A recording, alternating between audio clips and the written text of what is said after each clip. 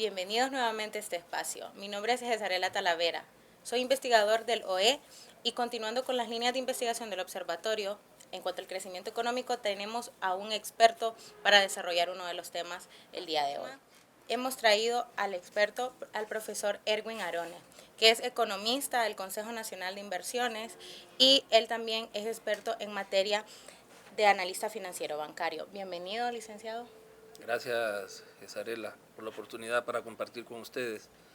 Igualmente como docente de la carrera de Economía, es un honor y un placer poder colaborar en este tipo de entrevistas. Ok, bueno, le agradecemos su tiempo. El día de hoy vamos a estar desarrollando el tema sobre el acceso al crédito, ¿verdad? Cómo la empresa grande versus la MIPYME, que es la empresa pequeña y la mediana, tienen acceso al crédito. Y para eso pues vamos a empezar a desarrollar una serie de interrogantes que la mayoría de las personas del otro lado tienen de este tema. En primer lugar, yo quería hacerle la consulta a usted. ¿Cómo considera que es el acceso al crédito que tiene el sector informal, la pequeña y la mediana empresa? Bien, empecemos. Bueno, no solamente el MIPYME, sino que también hay que verlo en el contexto de todo el financiamiento crediticio, incluyendo la gran empresa. Si vemos las estadísticas de profundización financiera, se anda aproximadamente un 61.8%. ¿Qué significa? Esta es la relación entre el crédito y el Producto Interno Bruto.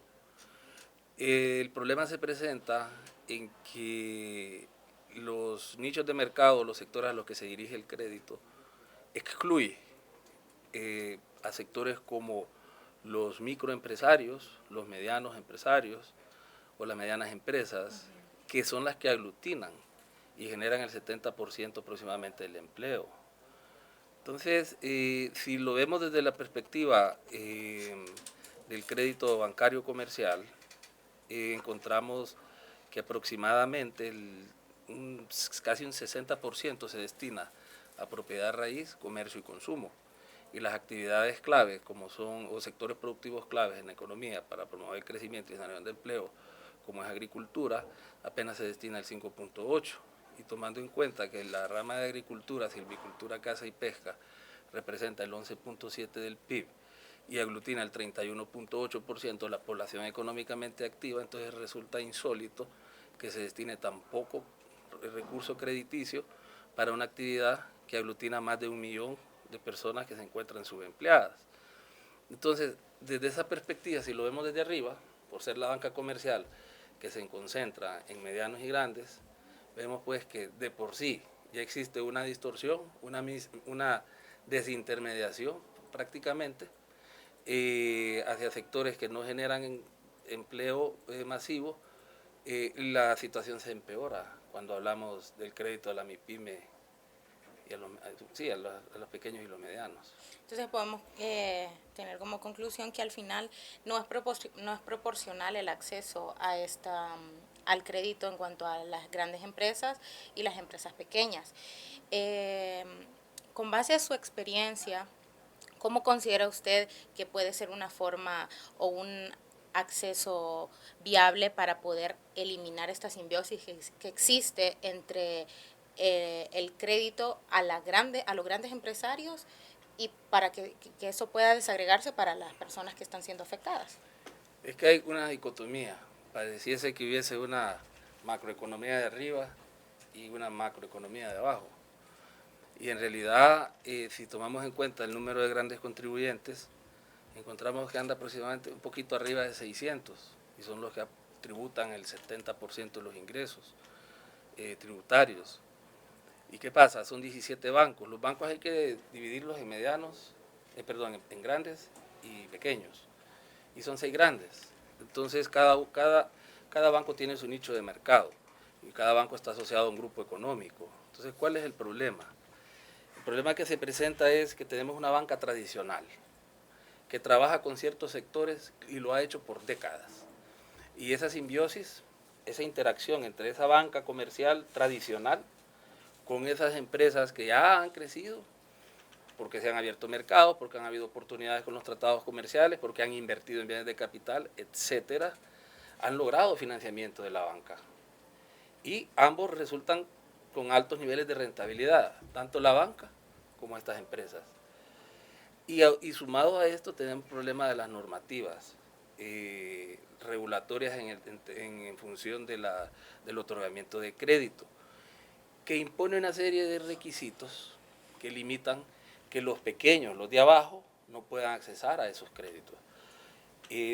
La problemática se presenta en que muchas de estas empresas grandes se concentran en los sectores que, por ejemplo, en manufactura, que tiene un porcentaje bastante considerable en el PIB, pero que a nivel de exportación vemos que no tiene un gran peso. Entonces, ¿qué sucede? Digamos, en lo que son los sectores exportadores tradicionales, que es lo que lidera las exportaciones, un 50% exportaciones de mercancías, bienes, ahí tenemos nosotros el café, la palma africana, el banano, productos principales, y ahí viene una cantidad de otros bienes que tienen un porcentaje pequeño como la madera, etcétera, plata, plomo, y por otro lado tenemos la maquila. Entonces, ¿qué está pasando? ¿A quién está financiando la banca? Se ve que no hay una diversificación de exportaciones, pero se sigue financiando a ciertos sectores. Vaya, por ejemplo, vemos la industria del cartón, ¿verdad? Entonces, hay diversas industrias que siguen siendo financiadas, pero ¿qué pasa con los de abajo? ¿Se están atendiendo? La contrapregunta que yo haría es, ¿contribuyen estas normativas de la Comisión de Banca y Seguro, fundamentadas en normas internacionales de Basilea, que son normas prudenciales de aplicación voluntaria por los países, pero que se han institucionalizado en las leyes que regulan a la banca, en el caso de la Ley del Sistema Financiero, decreto 129-2004, reformado? Entonces, ¿qué pasa?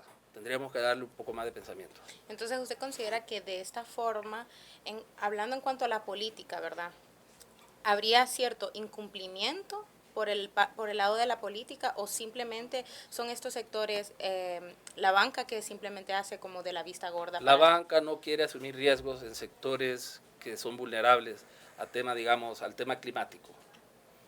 Y tiene el aval de una normativa muy estricta. Por lo tanto, ellos aprovechan esa coyuntura para no atender al pequeño agricultor, al pequeño grupo de campesinos organizados. Y recientemente yo hice una visita como economista del CNI a la zona del Paraíso y me encuentro que la queja de los productores es que no hay presencia de los bancos. Los bancos están en una que otra sucursal ahí en la ciudad, pero no existe la iniciativa, no se ve la presencia, el interés de la banca en atender a esos grupos de productores que se encuentran en diferentes actividades agrícolas, maíz, frijol, cultivos tradicionales, entonces café. Entonces vemos que es una banca tradicional y que avalada a una normativa muy restrictiva, con muchos requisitos, entonces el financiamiento no llega a quien debe llegar. Entonces podemos nosotros dar como conclusión que realmente no es que haya una falta de liquidez. Existe un exceso de liquidez. La liquidez, según se midió, no sé si fue con cifras a mayo o abril, andaba por los 115.000 millones. Bien, pero esta liquidez, ¿por qué está compuesta? Por las disponibilidades. Ahí tenemos los recursos invertidos en inversiones obligatorias, en inversiones voluntarias, que tengo entendido que al mes de abril, mayo, no sé si andaba unos 32.000 millones. Son voluntarias, no obligatorias. ¿Qué se podría hacer con esos miles de millones que están invertidos en letras de Banco Central, que son voluntarias por parte de la banca comercial? Entonces, aquí también tenemos un problema de una política monetaria con un objetivo de estabilidad de precios, control de inflación, el cual se ejecuta a través de operaciones de mercado abierto de absorción de liquidez de la banca. Entonces, y estas subastas estructurales son todas las semanas, y se han absorbido miles de millones de la banca, recursos que prácticamente la banca obtiene un rendimiento, pero que podrían dirigirse a sectores productivos. Entonces, eso no es intermediación financiera. Intermediación financiera es captar y prestar, pero si la banca empieza a invertir esos recursos que capta como depósitos y los dirige a inversiones financieras, entonces ahí más bien es cierto, tiene un rendimiento, pero es una desintermediación y existe esa especie de, no confabulación, pero es una mala política, más bien en periodos donde la actividad económica se está desacelerando, más bien deberían de haber políticas contracíclicas. O sea, en vez de tener una política monetaria contractiva, deberíamos tener una monetaria expansiva. E inclusive hicieron una revisión a la TPM y la dejan todavía colgada en 5.75 y la subieron en enero. Y cuando la subieron en enero, especulativamente todas las tasas subieron, porque yo lo hice científicamente y está probado.